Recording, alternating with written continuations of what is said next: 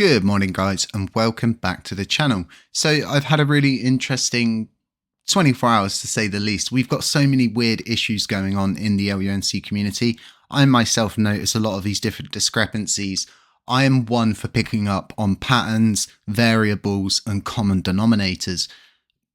Basically, this morning I've been going through the voice coverage, the recording of the first day motion for TFL in the Delaware court case against them with this bankruptcy stuff, the motions being approved, all of those different things.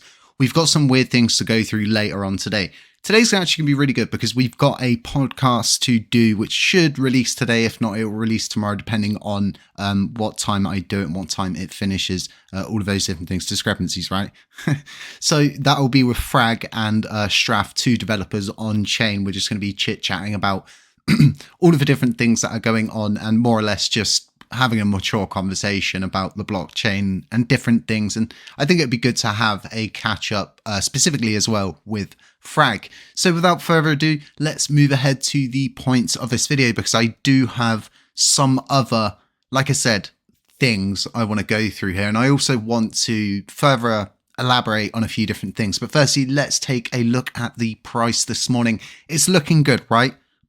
For me, previously, this whole technical setup that's going on, if I was to historically mark and take a copy, trace it, overlay it onto this current trajectory, we're going to land about the 13th of February. That's about when the breakout happened last time. So I've marked that with a cute little cat face down here.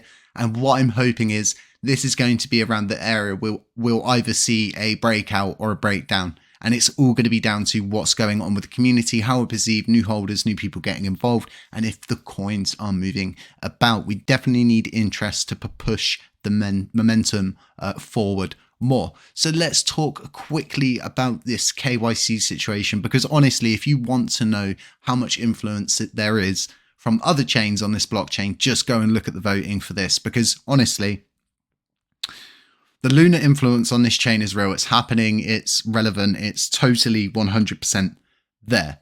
With all of that being said, right, if you look at the lunar blockchain, it is centralized. It does have KYC developers and a KYC team that's audited and trust and certic. They've got all of the certificates, right?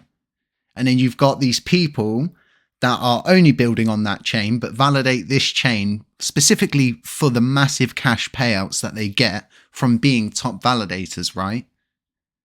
And all of a sudden they're saying, no, well, we don't want to have a trusted, safe system as to which we probably would never, ever get scammed again. The likelihood of someone being able to scam us like the quants have for $40,000 likely wouldn't be happening ever again. And what you'd actually get, as much as people saying, oh, you rule out certain developers and stuff like that, and people might not be able to afford it and stuff like that.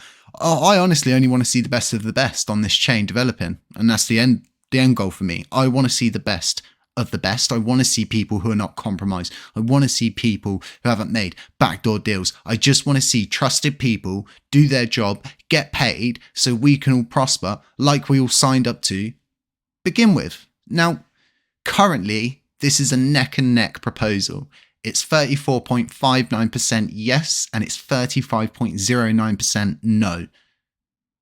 If you combine the no's and no's with the vetoes, of course. Now, like I said, this is neck and neck. This is realistically good versus evil. For me, I'm not going to bring up a list and start pointing out all of these different validators that have voted no and try to use it as a way to garner more voting power or more support. I'm just going to simply say to people, go and check yourselves, do the research. You know why these people are voting no. You know where they come from. You know that they come from a chain that has a KYC centralized development team, right? So it's all contradictory at the very best. So you can go and figure out yourself, right? You can do your own research on these things and you can find out exactly who is part of this whole lunar influence situation that is panning out. And then you can see who realistically you should kind of be supporting on chain. And you should, my personal opinion is nobody on this chain should just be given a free meal. right? Everybody should have to prove themselves. You should have to do something to gain voting power. And this is why I've never liked 0% commissions. And I still don't like 0% commissions, because it means you don't have to do anything. You don't have to bring anything to the table.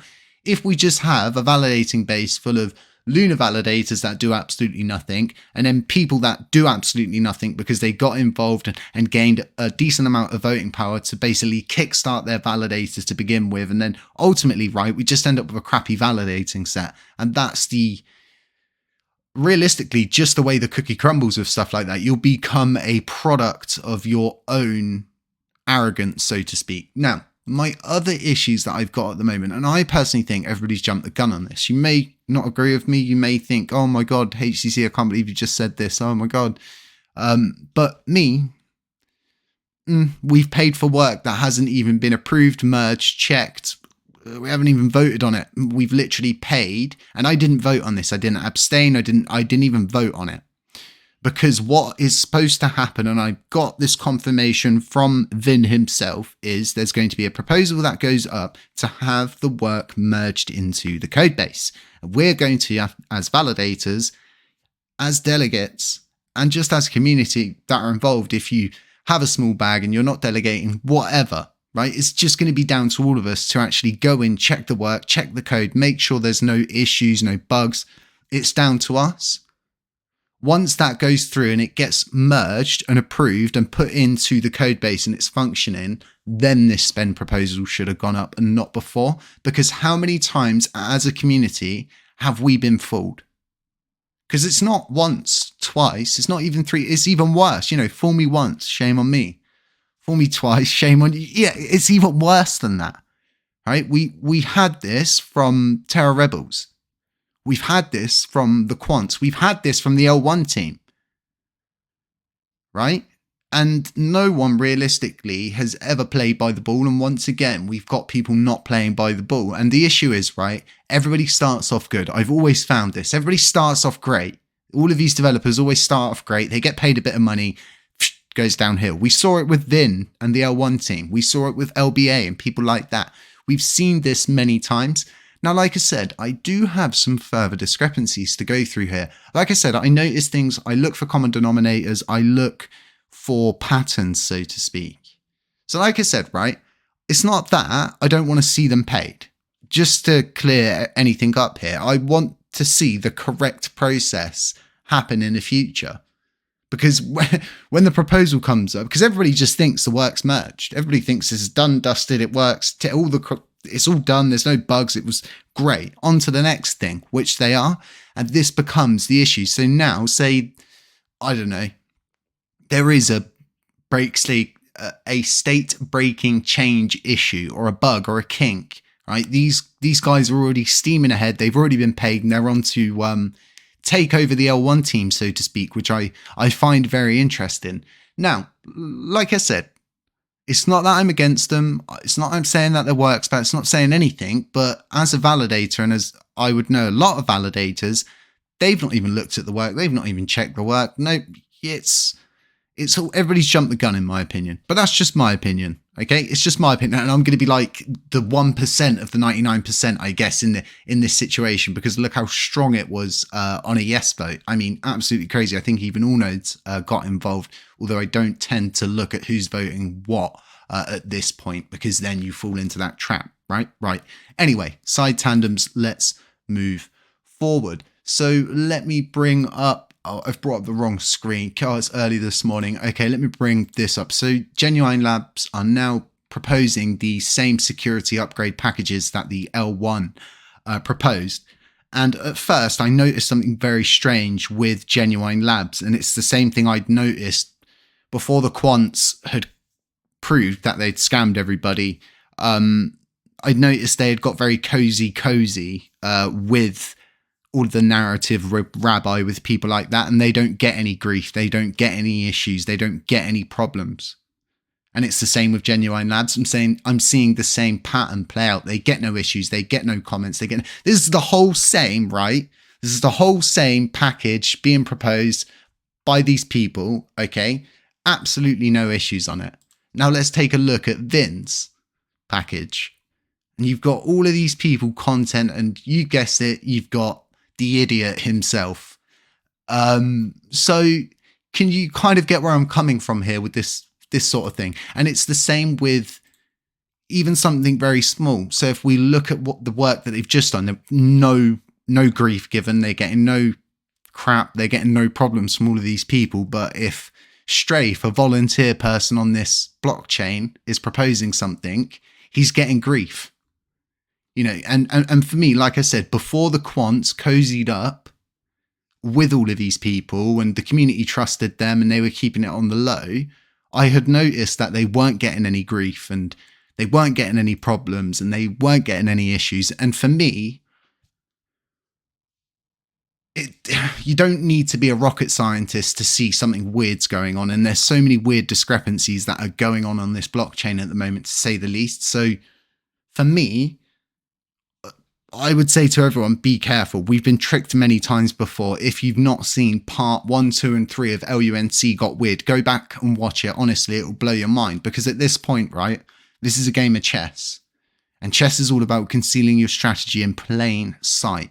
So for me, like I said, if I'm starting to notice that certain people are getting crap, but other people aren't getting crap, that really raises red flags, because historically we've seen the same thing play out previously where you all supported these quants. You know, I was getting given grief from people that I've known for a while since I've been involved in this, were giving me grief because I had voted no to both of the proposals. And I still stand by that now. And once again, you know, I was right. I voted no and I was right. I was right about them being fakes. I was right about them not going to repeg it, and you're all being led for months and months on end, for what, 6-7 months on end, down a false road of false hope, and that led to nothing but them getting a paycheck. And for them to sit there and say, well, you know, we didn't promise you a repeg. They didn't even give us a testnet. And that is just the factual side of that situation. So like I said, right, you've got all of these different discrepancies that are going on. By no means, right, am I against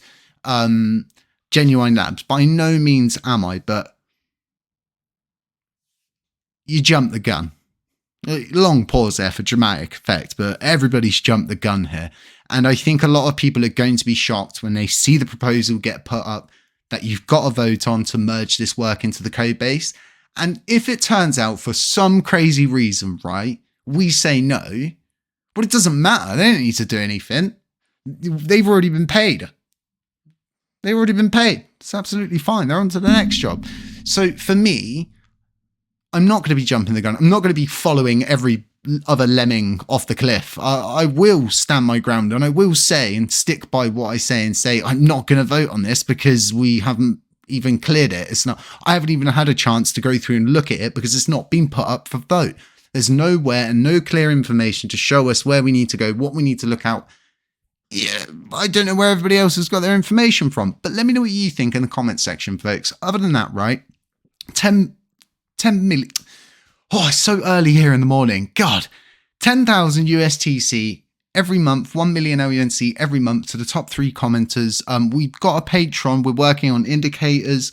We've got all sorts of different things going on there where you can early access different things. You can get access to my portfolio updates and everything else that I'm involved in. You can more or less stay involved with that, but links to that in the description below. Other than that, folks, stay safe, stay humble, stay aware, and as always, I'll catch you in the next one. Sure.